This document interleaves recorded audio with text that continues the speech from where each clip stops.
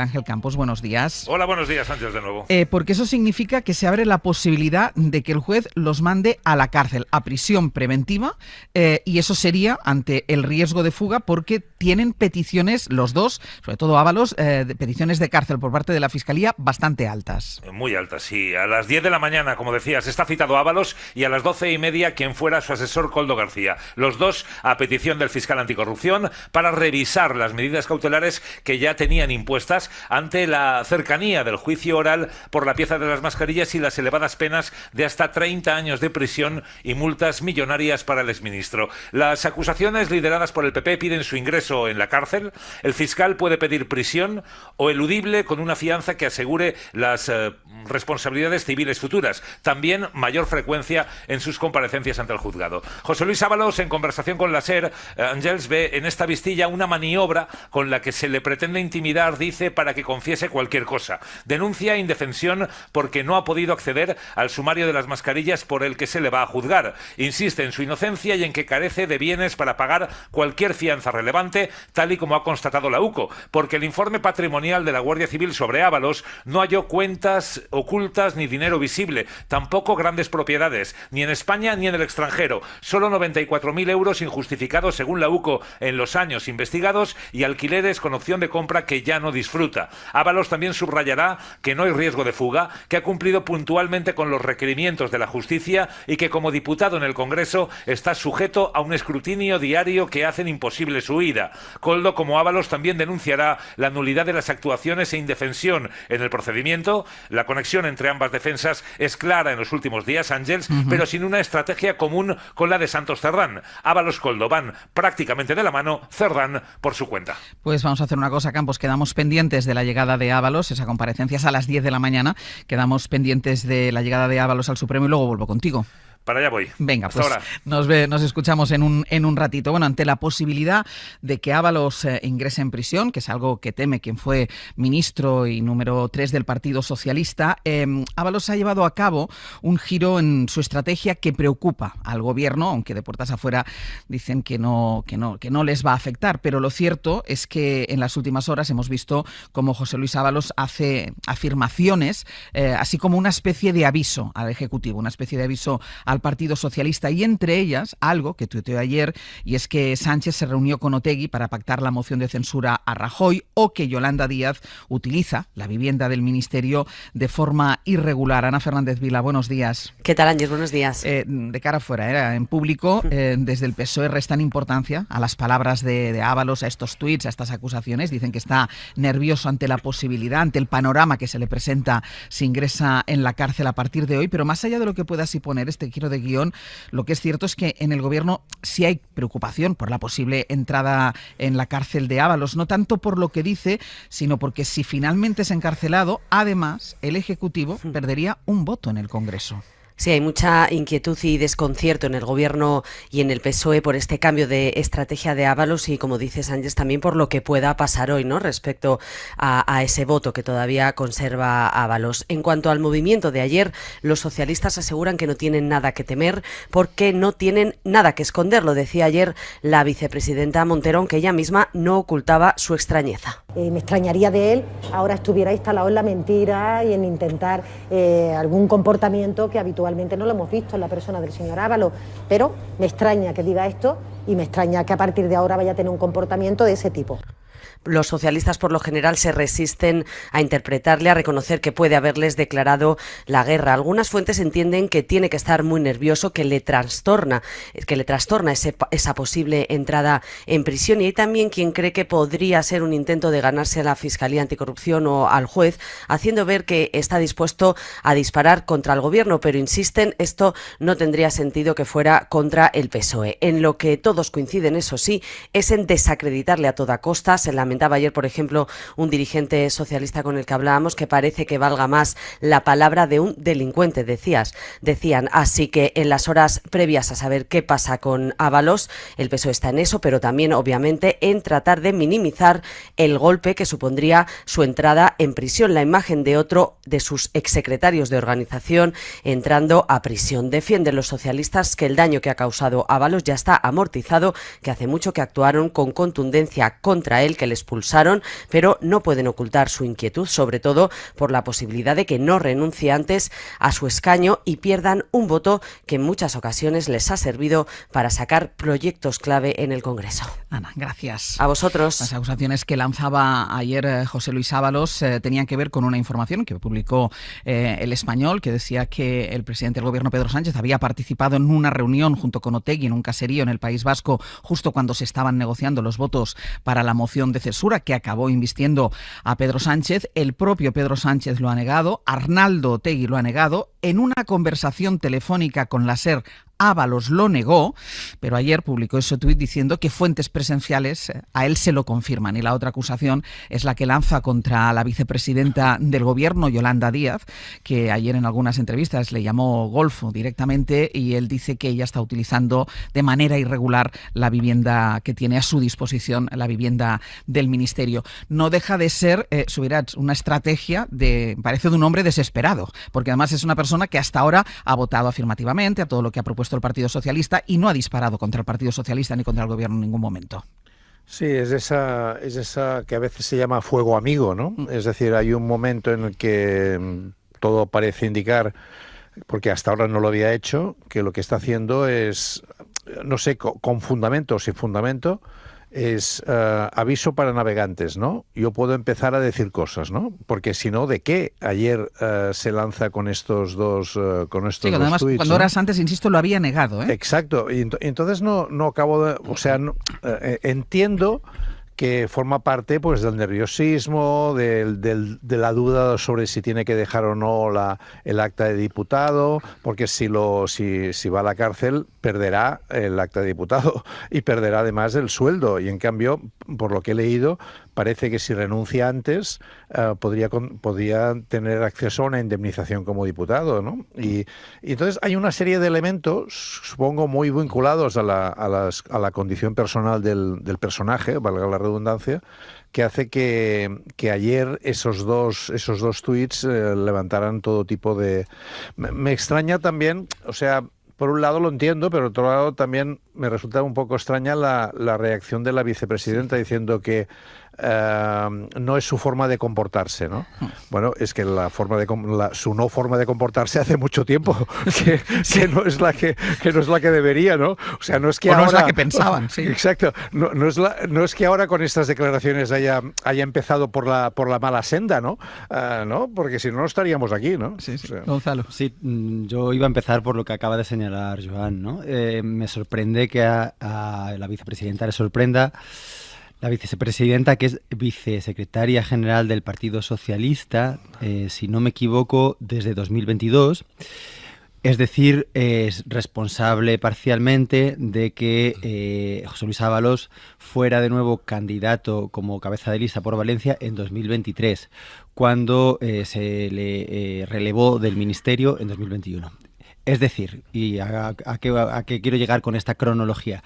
Pues que ellos se lo han guisado y ellos se lo están comiendo, lo siento muchísimo. Pero si en 2021 le relevaron del ministerio, no le tendrían que haber dejado que fuera candidato de nuevo en 2023, porque evidentemente había más que un indicio de que su comportamiento ético, moral y su catadura personal podía llevar a efectos inesperados, como el que ahora mismo se manifiesta y otros tantos que ya hemos atestiguado, ¿no?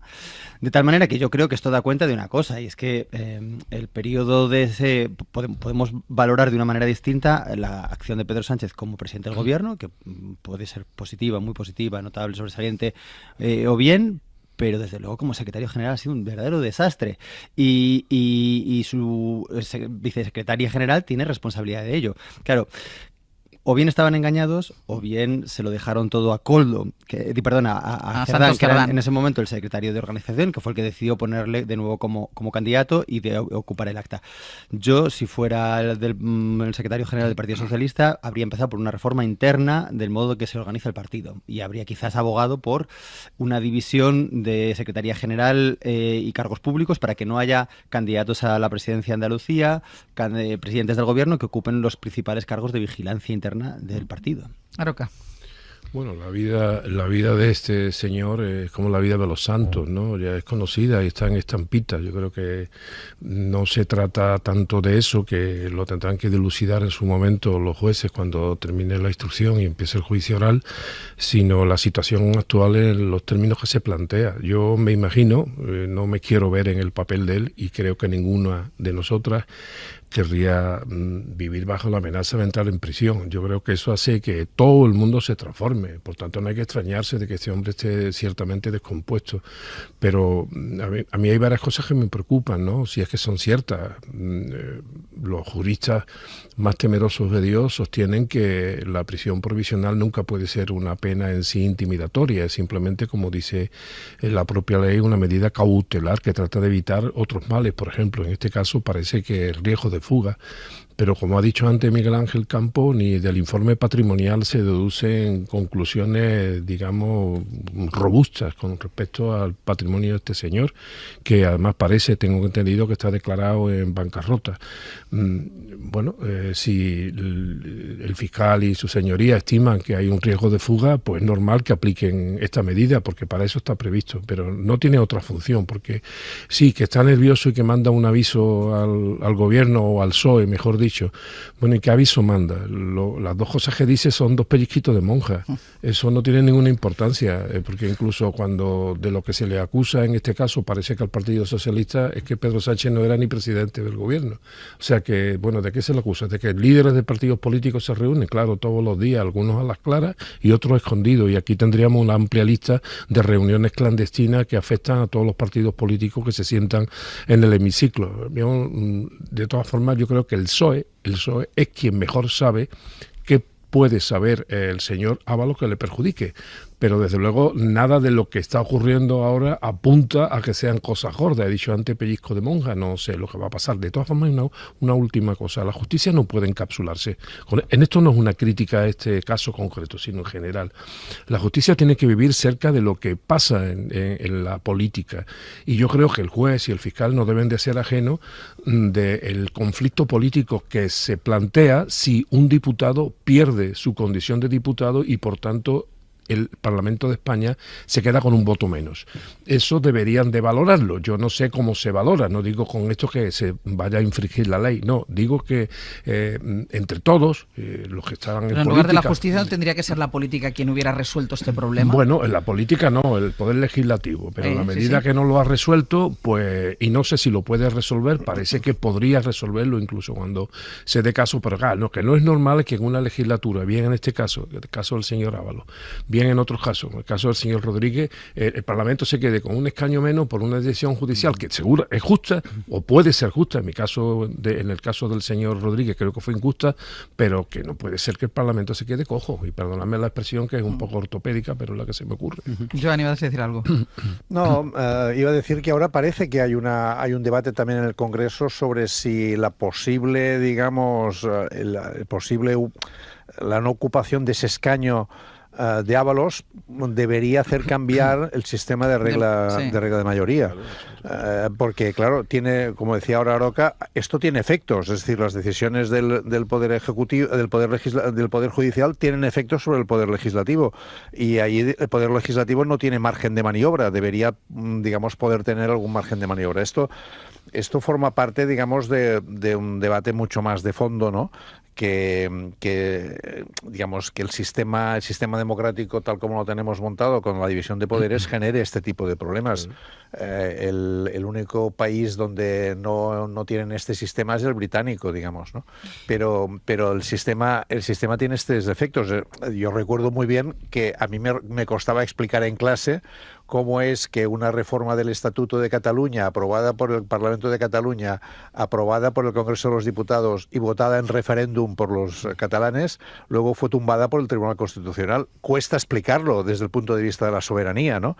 Es decir, estructura de división de poderes tienes algunas ventajas y también algunos defectos, ¿no? Sí, igual que cuesta explicar que votemos listas cerradas, pero que las actas sean después personales, Claro. porque Exacto. esto se remeda solamente con pactos antitransfugismo, pero genera distorsiones que estamos padeciendo pues ahora mismo aquí, pero en cuántos casos esto pasa, por ejemplo, en municipios, ¿no? Donde los consistorios se ven alterados porque un concejal decide cambiar de bando en el último momento. Dicho esto, yo quería apuntar también una cosa auxiliar, o sea, secundaria en esta noticia. Y es que, vamos a ver, en 2018 Arnaldo Otegi seguía formalmente condenado por el caso Baretagune, es decir, pertenencia a banda armada, ya había cumplido pena de prisión. Era coordinador general de Bildu, no secretario general, como es desde el 25, pero tenía un cargo y su condena estaba en revisión por el Tribunal Europeo de los Derechos Humanos porque que dictaminó que se lo juzgó de una manera parcial, ¿no? Seguramente la rehabilitación cívica y política de Bildu y de la figura de Arnaldo Otegi no había evolucionado como hasta este momento. Estamos hablando de 2018. Pero se está agitando un imaginario de reunión clandestina, ¿no? Sí, totalmente. que no creo que sea pertinente. Esa reunión no tiene por qué ser tan oscura, tan condenable y tan avergonzable, ¿no? De tal manera que también destaquemos esto. O sea, que el recurso que se ha sacado a Ábalos de la manga también ataca o remueve unos imaginarios que son muy propios de la derecha de este país.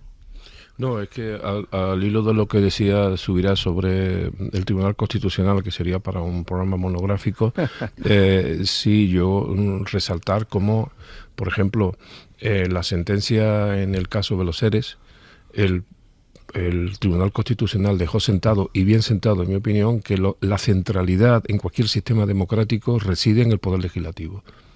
Es decir, es donde reside la voluntad popular, que además es donde el pueblo además lo puede cambiar cada tiempo, según esté en cada legislación aquí o en cualquier otro país democrático. Por tanto, insisto, la justicia no puede vivir al margen del sistema, y si la justicia observa que una decisión suya puede afectar ni más ni menos que al Poder Legislativo, debería de haber mecanismos normales, admitidos, relajados, suaves, que hagan también que los jueces estén cómodos. Los jueces también tienen que estar cómodos a la hora de tomar sus decisiones, pues que esto no pueda ocurrir, porque insisto, el que se ampute, aunque sea un único escaño al Parlamento por una decisión judicial, altera de una manera, en mi opinión, importante lo que es el juego de los tres poderes.